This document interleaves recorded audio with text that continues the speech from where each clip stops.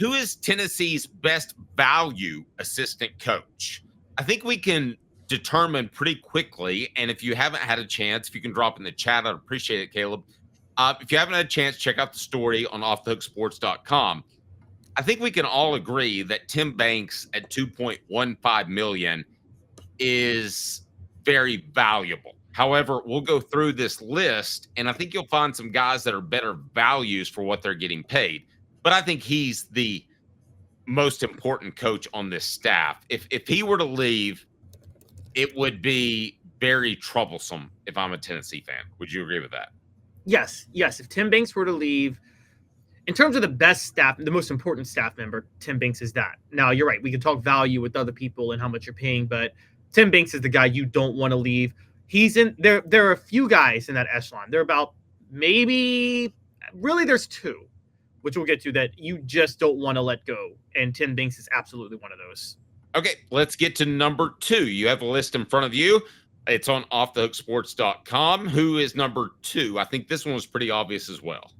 Yeah, Rodney Garner was number 2 at $900,000. Now, question: is Rodney Garner a better value than Tim Banks? Because he seems a little. Yeah, I think so too. A lot of what Tim Banks is able to do, he can do because Rodney Garner coaches up and recruits the defensive line so well. No, I completely agree with that. Whereas we'll get to Willie Martinez here in a second. I think that Tim Banks coaches despite him, not in spite of him, but despite him. So who is number 3, Caleb, on our Off the Hook Sports list? Number 3 on the list is Glenn Ellerbe. Okay, I think Glenn Ellerbe might be. Well, I'm not going to say he's the best value because we're going to get to that here in a moment. And that's today's tough question brought to you by Banks and Jones. But I think Glenn Ellerbe might be the most underappreciated. If you look at his time at Tennessee, he helped develop Cooper Mays into an all-SEC center. And then he was able to turn Darnell Wright into a first-round pick. And I thought last year his unit looked bad because of injuries.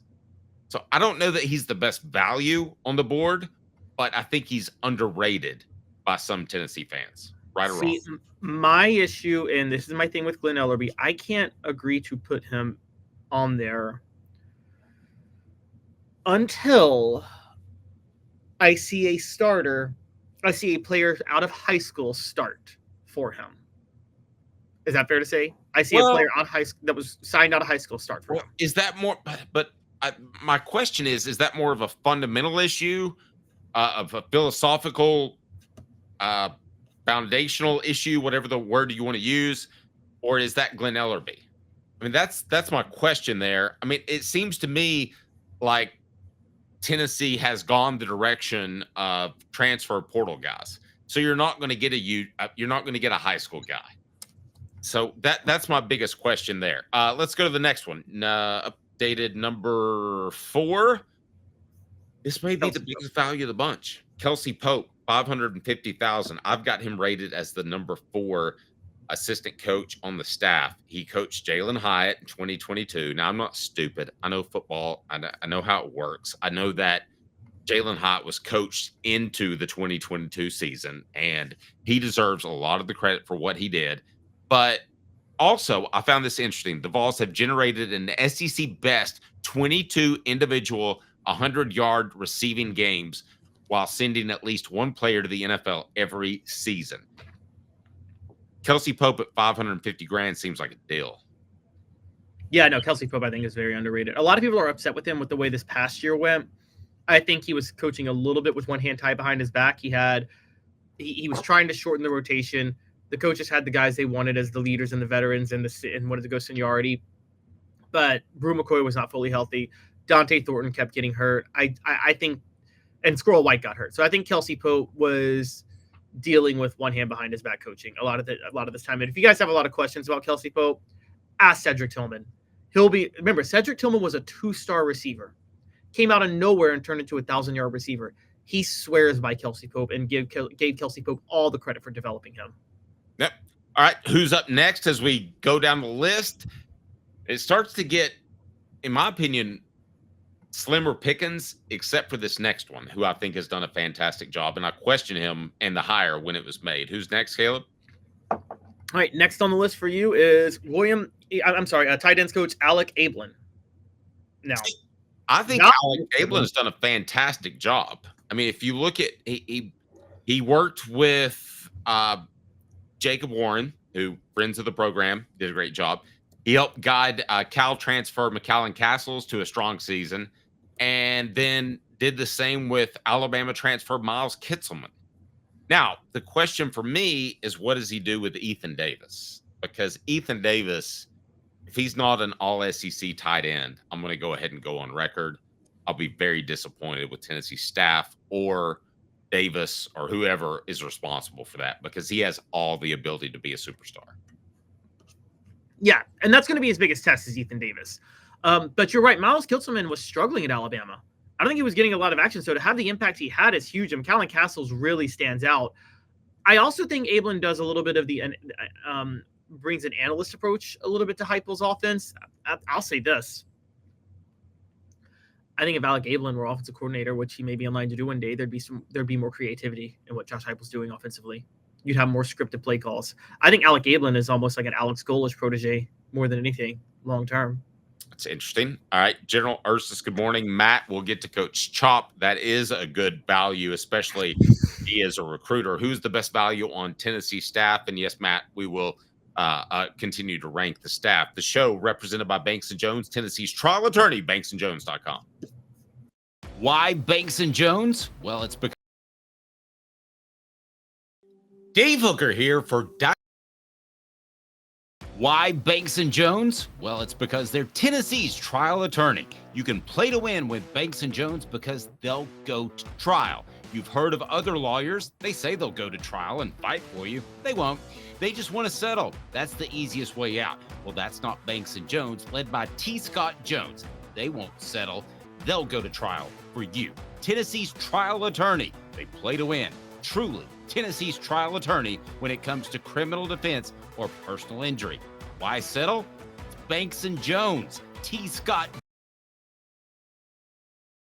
Now we get to the point where things get a little bit more questionable at number 6. Linebackers coach William Inge, $720,000. I have him at number 6.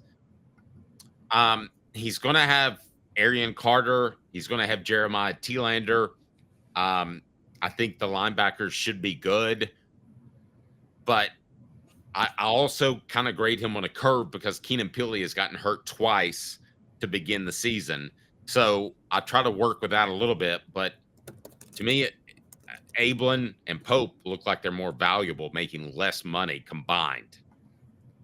Yeah, I think so too. Also because William Inge isn't coaching that many players. I mean, we talked about that, particularly if you have an outside linebackers coach. I know he still coaches the linebackers, and he was only been there for a year, so we give him a bit of a break. But I don't see the value in paying him $720,000, except for I do believe, I could be wrong, but I do believe he's also the assistant. I think associate head coach is one of his titles.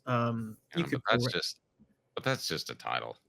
Yeah, they just give those out to help them get promotions. Well, never mind. No, he is just a linebackers coach, but he was the co-defensive coordinator at Washington. So there's a very good chance put it this way, there's a good chance he brings some other things to the room with Tim Banks, if that makes sense. Yeah, I think you're being a little nice to William. Anyway, running backs coach Darrell Sims. Well, just one season at Tennessee. He had a Dylan Sampson. He did well with him. I don't know really how to judge him making $350,000, but I've got him at number 7. I do like what he did with Deshaun Bishop, but again, I mean, they're coached into the year, so it's a little oversimplifying it. Yeah, he's been there for a year, and Dylan Sampson became an All-American and a Doak Walker finalist, and you've got him on a $350,000 salary. So in terms of value, I think he's a little higher than we're giving him credit for, honestly. I can't look. You and I are both not very big on giving running backs coaches credit for the play of the running backs. That's not something we really do. Nah. But there are some. I have in the past seen running backs coaches make a difference. We've talked about this, you and I. I couldn't pretend that Trooper Taylor didn't have anything to do with the fact that when he arrived at Tennessee in 2004, Tennessee got 2,000-yard rushers in a single season, and they struggled with their running game the year before. So maybe there is some difference in impact on the margin. So at 350, I think you're getting a really good value for him. Look at Steve. Assistant coaches making bank these days. They are. We can talk about head coaching salaries all day, but the difference between when I started in this business in the late 90s and those guys were making like $75,000 with no contract, those days are over, Caleb. I mean, you're going to make a ton of bank, and you're probably going to get a contract if you're worth your salt whatsoever. So let's keep going. Who is next on the list? Next on the list is offensive coordinator, quarterbacks coach Joey Halzle. And man, do you have him low? Well, okay. So here we go. Do I have him too low as the 8th best coach on Tennessee's staff? I don't think I do. And I almost dropped him below Willie Martinez. I know everybody would have freaked out about that. I'm not trying to jump on the bandwagon or go crazy or anything, but if there's ever been a puppet hire in the history of puppet hires, this is a puppet hire that ranks right up there with the Muppets. I mean, it is, let's be honest. I mean, this is exactly what Josh Heupel wants, and that's a guy that's going to run his offense. Tell me I'm wrong. No, I mean, I really can't disagree with you on that. I mean, honestly, it's working to his detriment, by the way, because he has no extra creativity in the room, and it's costing him. So I think that, look, I think there's a lot to fear with this long term. Josh Heupel is a little bit cocky, which is fine, but part of his cockiness is he thinks that he's the only guy that needs to know this offense in his mind, is the only one that matters. And we've talked about this before. He's not Steve Spurrier. He's not running. He's not like calling it play to play like Spurrier did. He's running a system. So if you're running a system, you need another creative mind in the room. So it's because there's always going to be that moment. I know it's cheesy. It's a terrible movie and it disgraces the game of football. But Remember the Titans, when Denzel Washington. Never seen that movie. Well, Denzel Washington runs the offense. He's the head coach. He runs the offense, but he hires Yost to run the defense. But Yost has a history as a football coach, so he gives Denzel a couple of his ideas, and Denzel runs his own system. And Denzel's like, "You worry about the defense. Let me worry about the offense." Well, in the championship game, Yost is like, "Look, you need to mix it up. I can help you here because we got to try to win this game." And he mixes it up just a bit. You need an extra creative mind in the room to help push your system a little bit sometimes, because there are going to be moments you need it. At number 9, nobody says creative minds like Willie Martinez. Oh, yeah. Making $540,000. Still, I'm told, when I was doing some research on this column that's on offlicksports.com, I was told that he is probably a more valuable recruiter than I was giving him credit for. But I do have him at number 9. I don't think there'll be a lot of argument about that. Number 10, I've got LaVorn Harbin. Chop is the new coach that's on the staff, $350,000. Evan Crabtree at just over $200,000, $225,000. He is the special teams coordinator. Any quibbles about my final 3, Caleb? I might have Coach Chop higher. I know he's unproven, but I mean, LaVorn Harbin he's a proven talent evaluator, has experience across the SEC, and you're getting him at $350,000. I would have him all the way up at number 7, honestly, out of Darrell Sims. Okay, well, let me ask you this. Let's do this. I want to get your thoughts on this list. It's on offthehooksports.com. It includes the value, but it's not the value in terms of the ranking. It's what they mean to the staff. So let me get Caleb's thoughts as we broadcast live. The Dave Hooker Show with Caleb Calhoun, represented by Banks & Jones, Tennessee's trial attorney, broadcasting from the Ted Russell Ford Lincoln Studios. Like a blast from the past, the super dealer is back. Look to the skies, Knoxville. The Super Dealer is fighting for price, service, and the American made. Ted Russell Ford is your Super Dealer, just in time for Truck Month. Save up to $5,350 on this new Ford F-150 XLT Hybrid, or save up to $7,000 on this new Ford Expedition. Come see the Super Dealer today at either Ted Russell Ford. All right, so we all have multiple screens, so you can open up my story in the other screen, and then you can tell us right here what you think about my list as I rank Tennessee's assistant coaches. Caleb, what are your major gripes about my list? Yeah, so I would have Coach Chop higher. I would definitely have him at number 7. I think Coach Chop is proven enough of a commodity to have him up there. I'm glad you and I are on. I'll be honest with you, by default, I went with the new guys as the lowest because it was the least proven. So I got you there. I'm not going to argue that. I might switch Kelsey Pope and Glenn Ellerbe. I know that's a hot take. I know what Glenn Ellerbe's done with Darnell Wright and Cooper Mays, but those were both like Cooper Mays was a fringe 4-star. Darnell Wright was a 5-star. Kelsey Pope turned Cedric Tillman into a 1,000-yard receiver, and he was a 2-star. So I can't ignore that. And he turned Jalen Hyatt into a Biletnikoff winner. Now, to be fair, Cooper Mays should have been the Remington winner. I'll just say that up front. He was the best center in college football last year, and there's not even. Wait. The Remington people are calling me. They're incredibly upset that you said that. Hold on. No, I'm kidding. Go ahead. You said like they were listening and they would call and complain. Go ahead. Yeah. Cool. So I'll say that. And so in that sense, Kelsey Pope, Glenn Ellerbe both get credit for 2 players they've coached. But I might have Kelsey Pope a little bit higher just because we're still yet to see somebody start for Glenn Ellerbe that Tennessee signed out of high school. I'm pretty sure we're going to see that this year with Kelsey Pope with Mike Matthews.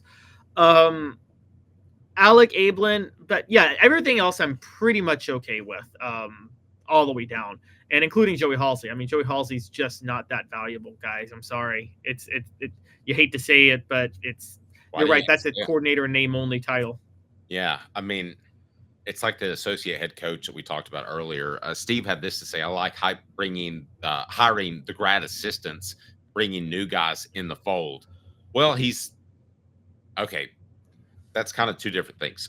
Steve, I'm sorry, a little confused. He's not bringing new guys in the fold. He's bringing guys up through the system. Do you think that's problematic long term, Caleb? So, because I'll be honest with you, I do. I don't mind it if you do it a couple of times. I do mind it if you keep doing it constantly, which he's been doing. You know, you want to promote one guy that you think's done a great job as an analyst. That's fine. But it seems like he's doing it a lot more than others. And, you know, maybe he's doing it too much. But I mean, analysts, all field guys, someone's got to give them their first job, right? I guess. Derek says Tim Banks got a raise by calling cover 1 and cover 3 all year. The players got him paid. Well, hey, Derek, spoiler alert about defense. Defensive coordinators are usually the players get them paid. They're not offensive coordinators. Yeah, no, I would largely agree with that. I would also say this. I know that 2 schools made a real run at Tim Banks as a head coach. So you had to pay him and give him a bump. I get that. But I said from the get, I think that, and I'm going to stick by it, even if Tennessee gives up 55 points per game next year, I think Tim Banks is a very good coordinator. And I think I've said that early, Caleb, have I not? You have. No, you have. You've done a very good job pointing that out. And you were on Tim Banks right after the South Carolina game 3 years ago when everybody, myself included, said that was a fireable offense, how bad the defense was in that game.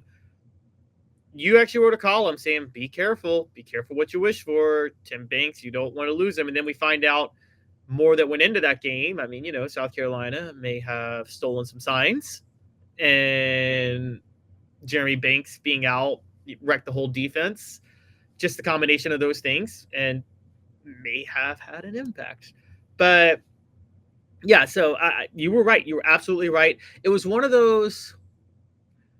A quick, because South Carolina, this is where you say all the time, Dave, like we talk about like investing in stock all the time. Don't freak out if there's a giant move in the markets one day, right? And sure. If you're investing, you got to do the same with coaches. One big example, just real quick, is I don't know if you know, before Derek Dooley hired Sal Sunseri, as his defensive coordinator, which derailed his career. He was going to hire Kevin Steele, but then Kevin Steele went and gave up 70 points in the Orange Bowl, and he didn't feel like he could hire him. And I'm like, but Kevin Steele would have, that was one really bad game. Kevin Steele was still better than Sal Sinceri. Adam has to say on the text box, if you can read that out. Adam says you can promote from within as long as you allow creativity. The problem with promoting from within is when there's no room for innovation.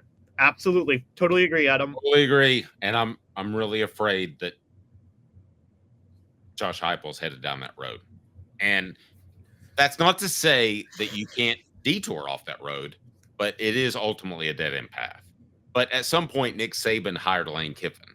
So if that's to be the case, then when Nick Saban do that, that's fine. I'm not saying it's the end of his tenure as a Tennessee coach if things don't go well. I'm just saying that I think he's headed down the wrong path right now. Yeah, and when Nick Saban, by the time he got established, he wasn't really hiring up-and-comers on his staff anymore. I mean, Nick Saban at LSU, and you remember this, Dave, Nick Saban in 2000 at LSU, his entire staff was up-and-comers, weren't they, when he first got to LSU? Oh, yes, absolutely. By 2010, he was hiring established guys everywhere. I mean, people wanted to go work for him. Exactly. And I think this is, I guess, maybe another column for another day or later this afternoon. I think the underlying factor that we're not talking about is there a greater concern that coaches don't want to come to Tennessee? Did they try to replace Willie Martinez but couldn't and had to stick with him? That's why they didn't release the information about his contract extension, and the News Sentinel had to dig it up. And that to me is the underlying factor. Is Tennessee still hot? Or let's look at Steve. Okay, let's stop with the Josh Heupel, Steve Spurrier comparisons for a second. But I will say this. Coaches largely did not like coaching for Steve Spurrier. They either liked working more than him, and he liked taking off at 5 or 6 in the afternoon for golf, or they were not as smart as him, and they got ridiculed. So, I mean, it's not the end of the world if coaches don't want to coach for you, but I don't think we think Josh Heupel, Steve Spurrier anymore either. No, we don't. But also Josh Heupel to be a defensive coach, one big difference though, where you might prefer to coach, for instance, for Spurrier, defenses have to be complementary to Josh Heupel and what he does. And that's not something a lot of them want to do. Whereas Spurrier, I mean, Dave, say what you want. Spurrier wasn't asking the defense to compliment him as he scores 70 points. No, he was setting up a system where if Spurrier needed to win a game 17-14, he did it. You know what I mean? He had no problem doing that if he had to. Yep. And Matt says in the text box, Heupel and Bright and John Bonamego to assist special team seems like a good addition. What do y'all think? A great one. That was a great pickup. I'm a big fan. Yep. No doubt. And probably should have had him a little bit higher up on the list. And Caleb, again, if Banks isn't the guy, where does Tennessee go? I mean, do you think that they would be able? I kept thinking of who was the assistant that left for Cal? Justin Wilcox. Okay. Day, right? Yeah, I kept thinking that was a big red flag. If Banks leaves, if Tim Banks leaves, is that a big red flag, or is that just depends on what he leaves for? Depends on what he leaves for. Justin Wilcox left because 9 staff members left because Dave Hart came out and said, I'm not renewing any contracts for any staff members. Basically all but said Derek Dooley's on the hot seat this year. And so, of course, staff was going to bolt when he did that. So that's what happened there.